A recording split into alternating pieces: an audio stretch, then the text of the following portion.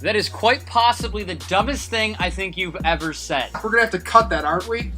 You know what they say, you just never know these days. I can't believe I take part in this show.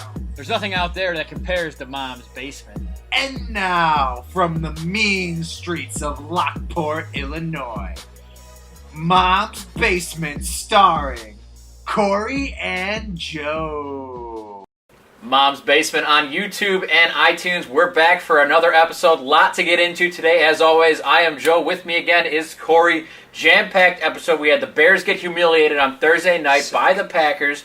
Was it Trubisky time in the city? What's going to happen with Mike Glennon? Danny Trevathan suspended. The Cubs clinched the playoff berth again, third consecutive year. Got a lot to get into, but before we get into that, couple things to address.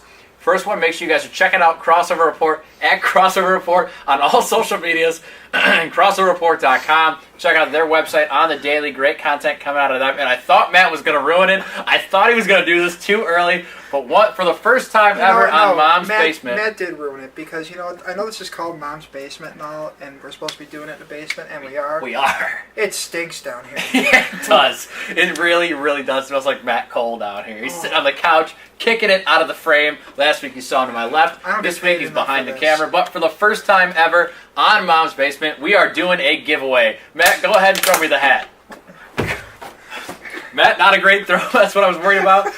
You can see it on your screen right here. The Mom's Basement white snapback new era official. It's got the sticker. We've got a hat. We're giving it away. The Mom's Basement snapback. The fresh white color. It is so, so sick. I don't know why you're still laughing about that. So, so sick. Here's how you enter. On YouTube, subscribe to the channel. Leave a comment on this video down below letting us know that you subscribed and you're entered to win the hat. On iTunes, same thing. Subscribe to the podcast on iTunes. Leave us a 5-star review. Shameless plug. 5-star review letting us know you want to enter to win the hat. We will pick a winner sometime in October. I'm going to lean somewhere towards the end of October. Give us a full month cycle to get some new subscribers in here, get some people entered into the contest, and we will pick the winner live on a Mom's Basement in the future. You need to stop saying live because you're not live. Damn it. It looks like we're live, man. We're just going to roll with it. All right, so that's the giveaway, and make sure you guys are checking out Crossover Report as always. Now let's jump into the Bears. Oh, boy. They got humiliated on Thursday night by the Packers. We had turnover after turnover to start the game. I'm deeming it the knee fumble. Mark Sanchez, we know had the butt fumble. Now Mike Glennon should forever be known for the knee fumble. Kicked the ball to the Packers. It was like he was Neymar for PSG playing soccer.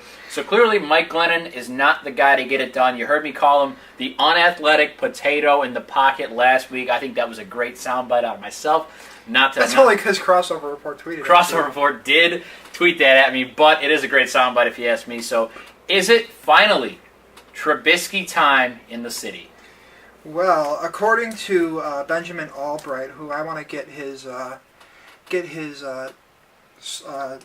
company up here anyway. He's co-host on AM 1340 for the Denver Broncos. He has many sources telling him today that the Bears' next game, which is Monday, not this upcoming Monday, but the week from that Monday, Mitchell Trubisky will be the starting quarterback for the Chicago Bears in Chicago against the Vikings, correct? Yes, against the Vikings on Monday night. I just opened up Twitter to go look for the same thing, and Post Malone's got a selfie of himself. Well, Caption, I'm going ghost hunting, and it's the funniest thing I've ever seen. I can't say I care about that, but... Yeah, so Trubisky, it looks like he's finally going to play, like you said. It's been tweeted out from Benjamin there that it looks like it's Trubisky time, and, open up against the Vikings. At least he's at home. Because playing the Vikings in Minnesota is tough to do, especially if you're making your first career start with the weapons that the Bears have at wide receiver. Obviously, we know are not the best. They've looked good. We were talking about this before the show. The wide receivers look like they've been getting open, but Glennon obviously can't make those throws. Yeah, I mean, with the way Mike Glennon was supposed to operate the offense, he needs everything to go right just to be decent. He's just been absolute dog shit. At least Mitchell Trubisky can move a little bit. He can throw some receivers open, and the guys are getting open. It's just getting the ball there with quick decision making, and that's something Glennon also doesn't have. So I think the Bears would be 2-2 or possibly even 3-1 if they had a better quarterback play. That's the only thing that's been really holding them back.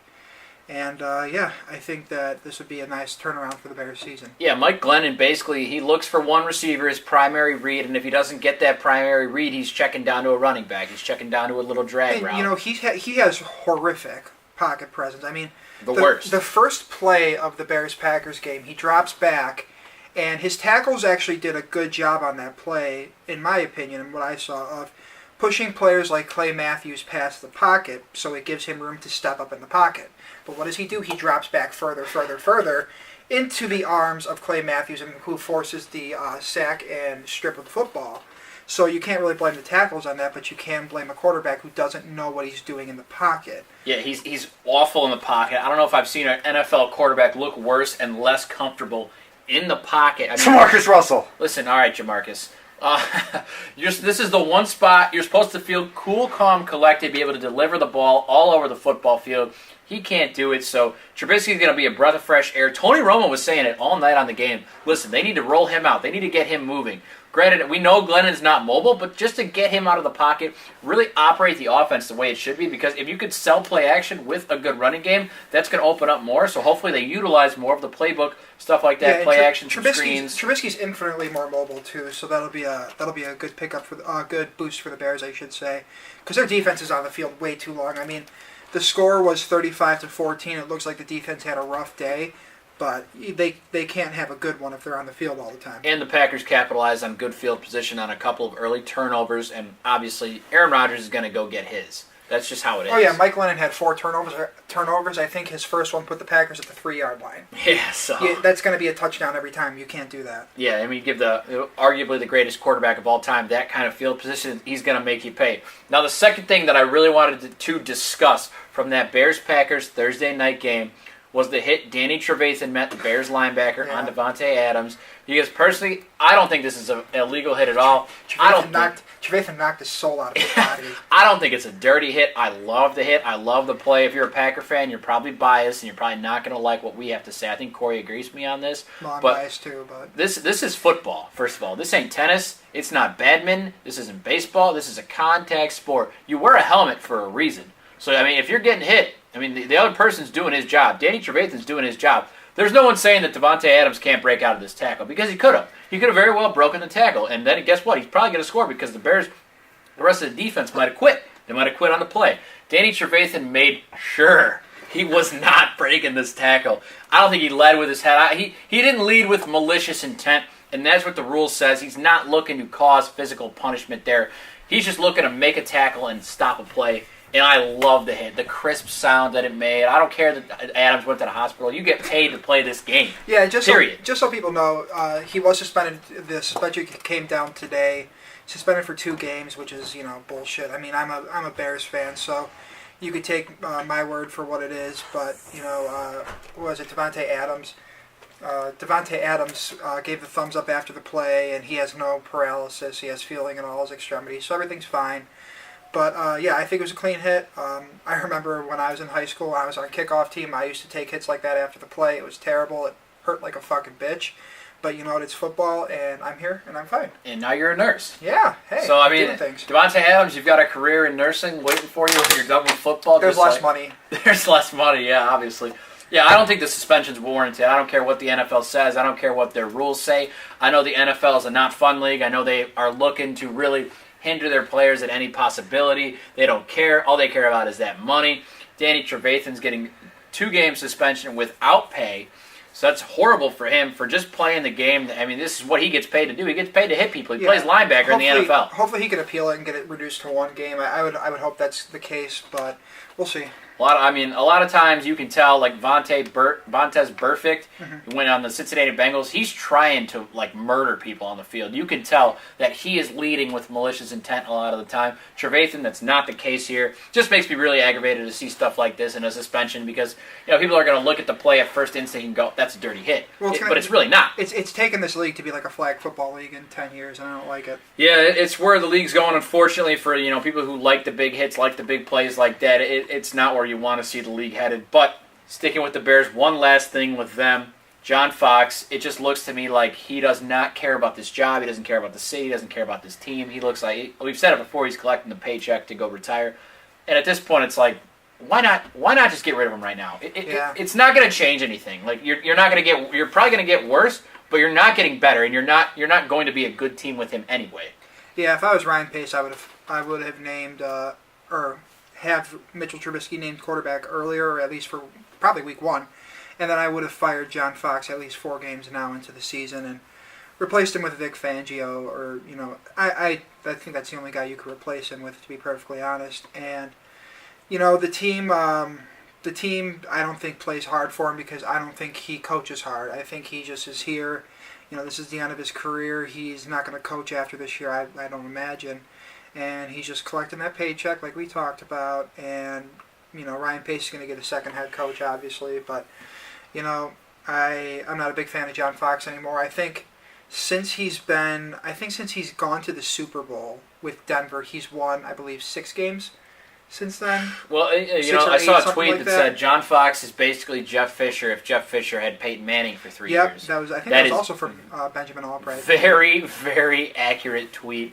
It made me laugh. Yeah, I think he's putting on a facade for everybody, making it look like he cares. He doesn't really care. Ryan Pace, this is to you. You better get the second head coach correct. Yeah. If you don't get the coach right, then you're not going to be here. You're not going to be here very long. I personally think it's going to be Bob Cooter from Detroit. I think that's going to be the favorite because I don't think they're going to be able to get Harbaugh to come back from the college scene, especially a college like Michigan where he has control over everything. Yeah, and Bob Cooter sounds like the appropriate hire. He would be a good guy for the offense and whatnot. I don't know if Ryan Pace decides to go with a big name, but there's talk of Sean Payton possibly leaving New Orleans. I don't know if that's something I would be interested in personally, but Sean Payton will definitely be in the mix. I don't think he's going to be in New Orleans after this season. So, I would prefer Bob Cooter myself, and do it at all costs. Keep Vic Fangio for that defense. Keep Vic Fangio. I don't care what you have to pay him. You try to keep Vic Fangio. And get rid of Donald Loggins. That's just a couple changes they need to make immediately. Ryan Pace, you need to get the coaching staff right because you need the right guys in place to groom that rookie quarterback Trubisky because he is going to make or break you, as we have said before. All right, moving on. Once again, we've got Hot Take of the Week. My hot take, I'm going to go first because mine corresponds with those Chicago Bears and part of what we saw on Thursday Night Football this week. Hot take, Tony Romo needs to be the offensive coordinator for the Chicago Bears next season. Everything I see out of Tony Romo in the booth, he analyzes the game. He's never wrong. He knows what plays are coming. He knows what the defense is doing. Why not have this guy on the sideline coaching? You could pay him a lot of money. I'm sure he's getting paid plenty of money by CBS to be in the booth, but he obviously loves the game of football. You can hear it in his voice. He's got passion for it. He is the perfect fit to be a coach on an NFL sideline, and why not come to the Bears and groom this rookie quarterback and make the Tony Romo name get even bigger? Because if you can start grooming quarterbacks, guess what? You could be a head coach in the league. You can be in football for the rest of your life, not just as a broadcaster, but you could be down on the sideline. I like it. I feel like it'd be great for the Bears, to be perfectly honest. It should be great. Everything he says, it just screams me, coach. This guy's a coach. What is he doing in the booth? He belongs on the sideline. Has he stated any sort of interest in coaching? I don't think he has. I haven't seen anything about it, but it just feels like if you're watching these games and you're listening to what I'm listening to, why not reach out to his agent? Why not reach out to his management team, whoever, and say, listen, Tony, we know we're probably going in a new direction in the offseason as far as, head coach, OC. Would you have any interest in maybe coming on as an OC or a quarterback coach?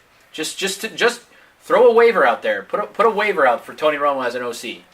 Yeah, I'm trying to think of other players who have done this before. I know former Bears strong safety Chris Harris is now part of the team as I think he's like a defensive back assistant. He's like really low on the totem pole, and he's going to work his way up. I don't know if Tony Romo is going to have to do that as far as like an offensive bigger assistant name goes. Yeah, but yeah, he is a bigger name. He's proving he can do it every week. He's proving it. Just because he can anticipate the plays, I don't know if that gives him ability to run a playbook during a game. I think it does. I think he'd be very good. I mean, he ran a playbook as a quarterback. Yeah, and I get that. I mean, I think it's an interesting idea. I just don't know if he's going to have to be one of those guys that pays his dues. I don't see it. I don't see him having to pay his dues. He's a big name. I think if I'm Ryan Pace, I'm looking at this and going, you know what, this is a guy that I want, and I would make it happen. I would do whatever it takes. Well, Tony Romo right now could probably suit up and play better than Mike Glennon has. So yikes! But no. Yes, a yikes. So my hot take of the week then is going to be going away from the Bears, and my hot take is twofold with two different players on the Chicago White Sox. I think that this offseason, the White Sox are going to work on an extension for Jose Abreu, and I think that all-star right fielder Avisail Garcia is going to be traded to whichever one of the three teams that is going to miss out on Giancarlo Stanton trading for him this offseason. According to Bob Nightingale of USA Today, the San Francisco Giants, St. Louis Cardinals, Texas Rangers, and Philadelphia Phillies have all shown interest in trading for Giancarlo Stanton with his massive contract. I don't even know how much it is. It's like $350 million. A lot of money. It's a lot of money. So these teams are interested in acquiring Giancarlo Stanton, and Giancarlo Stanton came out today and said that if the Miami Marlins choose to rebuild, he doesn't want to be part of it, so trade him, get him out of there. So he has a full no-trade clause. He is an opt-out after 2020, but next year makes $25 million. Next year after that, 26. 2020 makes 26, and then 29, 29, 32, 32, 32, 29, 25, 25. So I don't know what kind of prospect package you have to give up. I think that's really it's a really interesting proposal because his talent makes him worth a bunch of top prospects, but at the same time, the money that a team has to absorb might be enough to just get the Miami Marlins to be like, all right, take the money off our books. So if a team like the San Francisco Giants, St. Louis Cardinals, Texas Rangers, or Philadelphia Phillies, they're all in it neck and neck till the end for Giancarlo Stanton, and one of them loses out, they're going to be missing out on a huge hole in right field. And I think Rick Hahn, as the White Sox GM, has done really really well at maximizing a player's talent and the trade market. He's done it with Chris Sale, with Adam Eaton, with Jose Quintana, Melky Cabrera, Todd Frazier, David Robertson. You can go down the list. And Avi Garcia was a really bad baseball player coming into this year. He is currently second in all of baseball with a .330 batting average, but he also has a top 10 batting average on balls in play, or BABIP, all time. He is currently, I think, around .390 for that, and that basically just means he's getting really lucky when he hits the ball. He's hitting it where they're not, or he's hitting it hard enough to get it by them. But he's getting a lot of singles. He's not hitting for a ton of power, and he's got 2 years left of control under arbitration before he would become a free agent. So I think one of these teams that misses out, they're going to talk with the White Sox, and this offseason the White Sox will be trading their only all-star as opposed to extending him. And then I think they will extend Jose Abreu to a contract of about $20 million per year just because I think he's a good influence on the young Cuban prospects they're going to have coming up in a few years. And he still plays really good baseball. He hits the ball like the best of anybody in the game. So I think he has a place in this rebuild, and I think the White Sox value him that much. All right, let's move to baseball now. The defending champion Chicago Cubs clinched the NL Central this week, defeating the Cardinals. They then went on to eliminate the Cardinals from any postseason contention. Cardinals are hitting the golf course early again this year. Another failed season for them. Mike Matheny, got to think he's going to be on the way out. Personally, think he's one of the worst managers in baseball. Then no real bias there. I don't think anyone would call me out on that because I just think he's awful. So they are going back to the postseason for the third consecutive year. They haven't done that since 1906, 1907, 1908. So it's been a hot minute since they've done that. 15, obviously, we're in the wild card game. They won that. They went on to beat the Cardinals in the DS and then were swept. Last year, you know how that ended. Fairy tale, Game 7, beat the Indians, win a World Series, and now they're back. This does not happen often. Soak it in. Soak it in, Cub fans, because teams that win the World Series normally do not make the playoffs. And you find that weird to believe, but they just do not make the playoffs. Only a few have done it since the turn of the century. The Cubs joined that list. Now the thing is, what's the playoff rotation going to be? Are they going to carry John Lackey? Who's going to play every single day? For me, it's easy. Playoff rotation, I'm going to get into who I think should be starting Game 1, but in no specific order. Jake Arrieta, John Lester, Kyle Hendricks, and Jose Quintana need to be your starting rotation in no specific order because I'm going to get into my order later on in the show. So, do they carry John Lackey? I think they have to carry John Lackey. He's pitched well in the second half, and with questions about Arrieta and Lester, Arrieta said his hamstring. Excuse you? Bless you? I thought you were going to sneeze. No, it's allergy season. I was getting ready to say bless you. Anyway, Arrieta said his hamstring isn't feeling 100%. He still feels something when he's pitching. Lester's been a bit shaky, so I think you need that guy like Lackey on this roster in the playoffs to maybe give you a start here and there. So question for you. I don't mean to cut you off. So you would think he would be on this roster if everybody's healthy, just as a long reliever type? Yes, I do. Okay, but someone who could start a game, say Arrieta's hamstring acts up. Okay, so let's say, because nobody's at 100% after 162 games. Sure. Let's say that it's Jake Arrieta at 85. They're both at, like, say, 85% when they're healthy, given where we're at in the season. Would you rather have Jake Arrieta, who's slightly injured, maybe at 65%, or John Lackey at that 85%? I think I'd want John Lackey. Really? I think I would want John Lackey. The way he's proven something to me. The way he has pitched in the second half, the Cubs are winning games with him. And John Lackey, there's something about the playoffs. A guy like that, he is wired to win in the playoffs. He's like John Lester. I think the same way about them. I do think, obviously, the four guys I mentioned are better pitchers right now, obviously. But when I see John Lackey inspired in the locker room, taking shots at Crown Royal straight out of the bottle, something that's just inspiring. And I think he's going to be on. He's going to be on the roster. And I think I would like him to start a game if they need him. If they need him, absolutely, I think he can win them a game. Second thing, who's playing? Listen, Joe Madden. The best 9 guys need to play. Do not play Jason Hayward. Kyle Schwarber has started killing the ball again. Can we say that? Yeah, Kyle Schwarber hit number 30 today. He hit number 30 in an awful season for him. This guy should mash 40 to 50 bombs a year. His average is never going to be good. Let's get over that. He should mash 40 to 50 and drive in 85 to 100 runs a year, especially in this lineup. So you're telling me he's not Babe Ruth? He is not Babe Ruth. Okay, I never said he was Babe Ruth. We're just making that clear. Wilson Contreras, Chris Bryant, Javi Baez at shortstop, Rizzo at first. I'm going to go Ian Happ at second base, John Jay at left, Albert Almora in center. I'm going to move Happ to right and put Addison Russell at second, excuse me. Those guys need to play every single day. John Jay is a beast. The dude gets 2 hits every time he's in the lineup. I don't see how where does Kyle Schwarber play? Did I put him in left? You put John Jay in left. Okay, John Jay in right, Schwarber in left, Almora in center. Happ at second, Russell's gone. Okay, That's there it. we go. That's it. Sorry, a lot of numbers in my head. He's not good at math. I don't do math. He's also not good at geography. I suck at geography. So I lost my train of thought now. So the best 9 guys need to play. Screw you math. Screw you geography. That's it. No Jason Hayward. I'm tired of seeing this guy in the lineup. His swing is terrible. Boy, that's an expensive bench player. Yeah, it sure is an expensive bench player. That's an expensive 9th inning defensive replacement. But if there's a team that can afford that, it's the Chicago Cubs. The best 9 guys need to be in. The director of morale. It's okay. He's probably opting out of that contract, right? Nah, he's not. The director of morale is agreeing with me on this. They need the best 9 guys because I think it's going to be a 5-game series with the Washington Nationals. I do think the Cubs are going to win the series in 5. But it's going to be a great series starting next Friday night in Washington. All right, sticking to baseball now, really quick for the first time, we're introducing Why We Love Sports Today. Now, Matt Cain, San Francisco Giants right-hander, has won 3 World Series with this team. He's given his heart and soul for the organization. Announced about a week ago that he was going to retire after the season through his final pitch of his career today at AT&T Stadium in San Francisco. 5 shutout innings. This is Why We Love Sports Today. Roll the clip.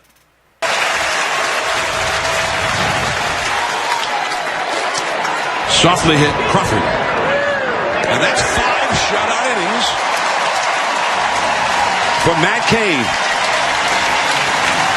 Perhaps heading off the hill for the final time to another standing ovation.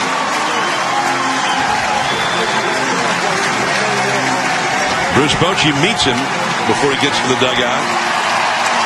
Gives him a hug. Now Buster.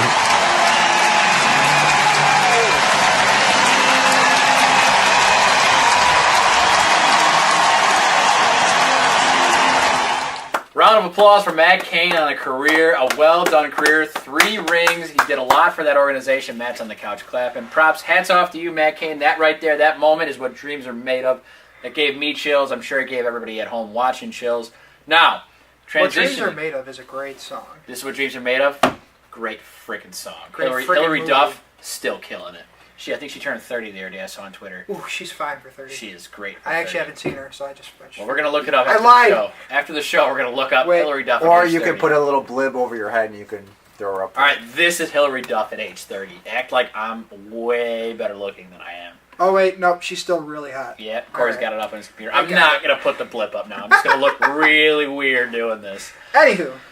All right, now moving on to another first-time segment, Call Out of the Week. Let's call somebody out. I'm going to go first. Hey, Joe Madden. Guess what? I'm calling you out because I want Kyle Hendricks to start Game 1 in Washington. I don't want Lester. I don't want Arrieta. I don't want Quintana.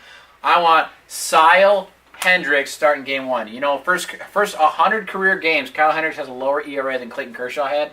I saw that. You see that tweet? The guy can flat out pitch, and it's going to set the tone for the series. Now, we know Kyle Hendricks doesn't have the overpowering fastball or anything like that, but he's got the movement. He's got a great ability to locate. Finesse wins. I'm telling you, finesse is so underrated on the mound. He's going to set off the tone. Then you throw Jake Arrieta in game 2. Guess what? You're throwing a flamethrowing righty against the lineup who just saw the lobbing righty. Excuse me. I can't say I agree with that. Well, I'm saying it right now. I think you need to. I can agree with Hendricks in game 1 because Hendricks game 1. 100%. I think with the environment that's going to be in Washington, every fan is going to be amped up. Every player is going to be looking to hit a dinger in his first at bat. They're going to swing through everything. They're going to swing through the best changeup in the game. But I think you need to go with Jose Quintana in game 2. And the reason why is for reasons I stated last week, that he's basically the best Cubs pitcher right now. He really is. He's better than John Lester, who's having just a weird year for John Lester. And Jake Arrieta has... His ERA looks fine, but he's been getting a lot of luck. I think you would do... He's had a lot of hard hit balls. You would stagger the righty-lefty. And honestly, depending on how the series shapes up, I would go Hendricks, Q, Arrieta, and Lester.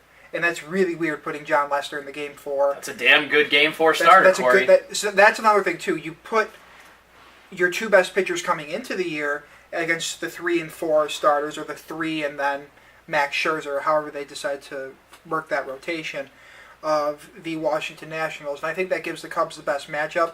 I think that using guys who, locate very well, that's what Jose Quintana does, and you have a guy like Kyle Hendricks who has really good off-speed stuff. I think those are really good matchups for your first 2 games in Washington, and then you come home with Arrieta and Lester.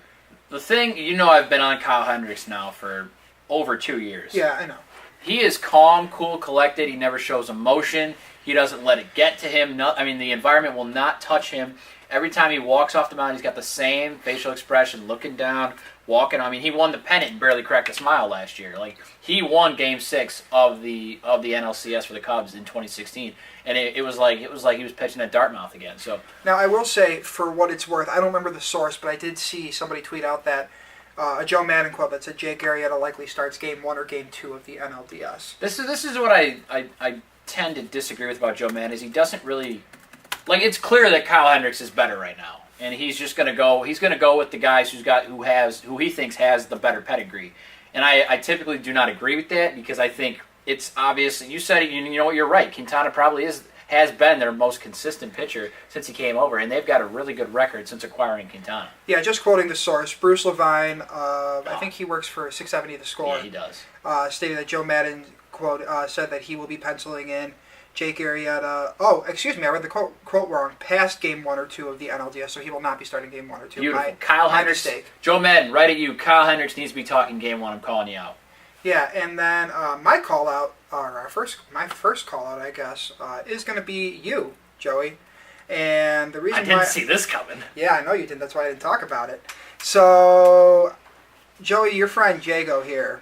Luke Jago, great guy. Shout out Luke Jago if you're watching this. He tweeted out that he would rather have Colin Kaepernick start than Mike Glennon, and your only response on Twitter was nah. Corey, I've shown you the picture before of Kaepernick's statistics, and the stats don't lie. You showed me his fucking wins. Terrible. You showed me his wins. He's fucking terrible. Well, I his have QBR's on there. He's terrible. Don't even go deeper into it. The guy flat out sucks.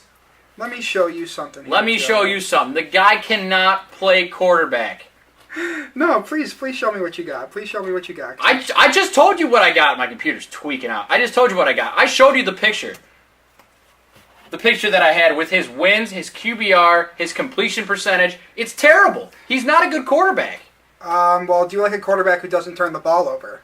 He's not a good quarterback in the NFL.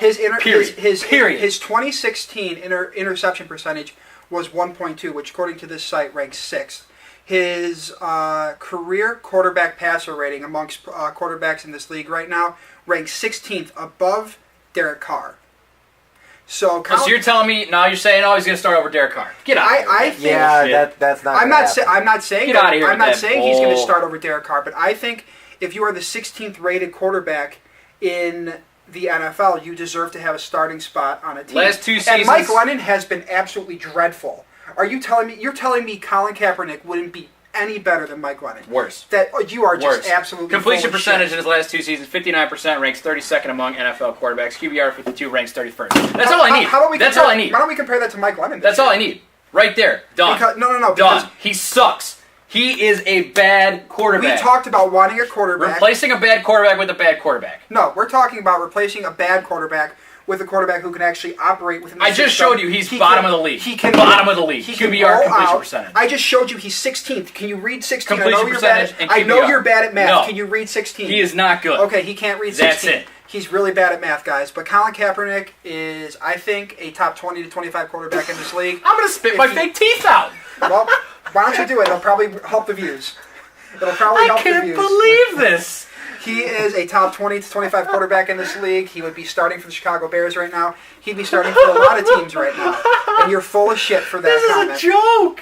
It's not a joke. Oh. I'm using facts. I'm using numbers. I showed you the numbers. He sucks. Can you read 16? He sucks. Can you read 16? I just showed you what I needed you- to show you. QBR, completion percentage, that's all I need. Yeah, I just gave you his QBR too. He's 16. I just gave it to you through the last 2 seasons. And look at that. He's 31st. Look at that interception percentage. Straight from E 1.2%. I'm on Pro Football Reference. Same thing. It's really Both not. good sources. I'm going to trust mine, though. Yeah, I'm good for you, but you're fucking wrong. Woo! We're going to move on from that fantasy matchup of the week. I'm going to go ahead and go with myself really quick. I am playing the one, the only Tommy Nags this week. Tom Nagel, as we call him over at Kenwood Liquors. Bacon and Nags, or Neckbeard Nagel. We are matching up in the League of Joseph this week. Ow. As of right now, I am projected to lose. Corey, we're going to take a look through the lineups Yeah, because here. you suck ass. I'm 3-0 and in first place in the league. I don't Don't wanna let hear you it. forget it. I've got a win streak of 3 games. If you couldn't That's do what that. 3-0 means. I can do that math. So he had Jordan Howard and Jordy Nelson go on Thursday night. He's got 50 points up on me. I think my quarterback matchup is probably favoring him this week. As far as running backs go, I like Todd Gurley. But Carlos Hyde, game time decision all of a sudden on Sunday. Don't like that at all. Absolutely hate it, actually. Thoughts? Yeah, I don't like that actually. You don't like that, yeah. As far as wide receivers go, I like my odds here with Amari Cooper bouncing back and Antonio Brown lighting up Baltimore. Unfortunately, He's playing Denver.